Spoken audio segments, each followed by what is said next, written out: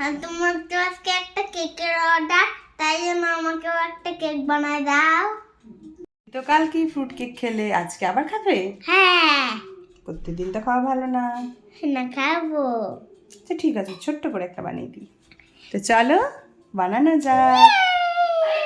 এই যে বসিয়ে দিয়েছি, আর এখানে ছোট্ট ছোট্ট দুটো অর্ঘ্যর জন্য বসিয়ে দিলাম। অর্ঘ্যর জন্য বসিয়ে দিয়েছি। এখন আমাদেরকে প্রায় 40 মিনিট অপেক্ষা করতে হবে। মা পা ধা নি সা সা নি ধা পা। মা রে। কেক কমপ্লিট হয়ে গেছে, অর্ঘ্য খাওয়া শুরু করে দিয়েছে।